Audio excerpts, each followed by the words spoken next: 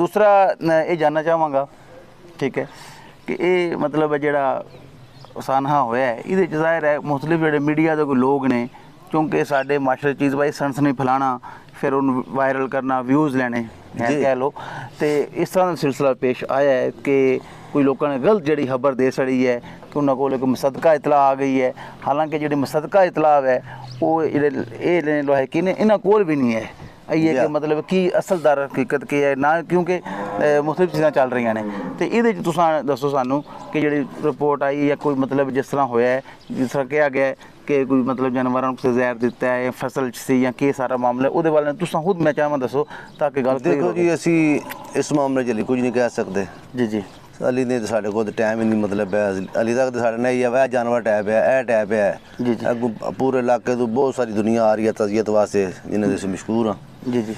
तो बाकी जितने मुकामी डॉक्टर है ने बकोल उन्होंने अली तक दे कोई जहरीली चीज़ है, ठीक है। बाकी मतलब है कुड़ियों का बकायदा मुलाजा कराया गया है जी जी, रिपोर्ट लाहौर गई है, ठीक है, वो आवे दी ते फाइनल फिर पता लगेगा की चीज़ है, बेहतर हो गया गई है। यानी कि जी खबर शुरू की शेयर हुई है किसी जहर दे दिता है ये वो कोई ऐसी गल नहीं है कि कोई बंदा कोई ऐसा नामजद नहीं है, पता किसी का नहीं है फिलहाल, कोई भी नहीं फिलहाल असं ये नहीं कह सकते बंदा कौन है कि नहीं है, मतलब असी मतलब किसी ने इस तरह ज्यादा नहीं करना चाहते जितनी बकायदा पूरी इन्वेस्टिगेशन ना हो जाए जी जी, पूरी मालूमात ना हो जाए, असी मतलब कोई इल्ज़ाम नहीं लाना चाहते। ठीक है, दूसरा ऑप्शन है कि जो कह रहे थे बाद का चारा देने अपने मुलाजम को मिस्टेक हो गई, गलती हो गई या कोई इस तरह की चीज़ है, वो भी कह लो कि एक मतलब ऑप्शन मौजूद है, वो तहकीक करोगे जी? तहकीक दिन इंशाल्लाह सारी होगी ना, देखो ना जी मतलब ऐसी आप कराते महकमा करेगा जी जी, तो उस मुताबिक फिर अगे चलेंगे। ठीक हो गया वे। तो ये जो तुसा ये कोई कानूनी तौर पर राह तैयार की FIR साड़ी होगी इंशाल्लाह, ठीक है जी। अज सफदर साहब मैं तुहाडे जरिए जोड़ा वे चाहना कि पैगाम पहुँचे जो लोग देख रहे हैं, मुख्तलिफ फोरम जोड़े ने टिकटॉक के ने, फेसबुक के ने, यूट्यूब के ने, उत्थे मुख्तलिफ चीज़ां शेयर कर रहे हैं, तो उन्होंने हवाले नाल ज़ाहिर है जिस टाइम असी लोग जोड़े हाँ कोई गलत खबर शेयर करांगे यार एक चीज़ हो ही नहीं है, इन्होंने तक पता ही नहीं इन्होंने है, तो सारे बंदे भी उन्होंने मैं भी एक दो गल्लां इन्होंने शेयर की कि मेरे तक ये चीज़ां पहुँचियां ने, लेकिन मैं बेहतर समझा कि मैं वो गल अगे फैलावां, मैं इन्होंने को पुछया हैं जी। तो इस तरह तुम मैं चाहना कि बंदे जोड़े हैं ने मतलब खबर शेयर कर रहे हैं, जेडे दोस्त दोस्त देख रहे हैं, उन्होंने तक पैगाम अपना पहुँचाओ। देखो जी कुछ लोग हैं ने जेडे मतलब अपने व्यू या कमेंट लैन वास्ते मतलब गलत खबर शेयर कर देंगे, कम अज़ कम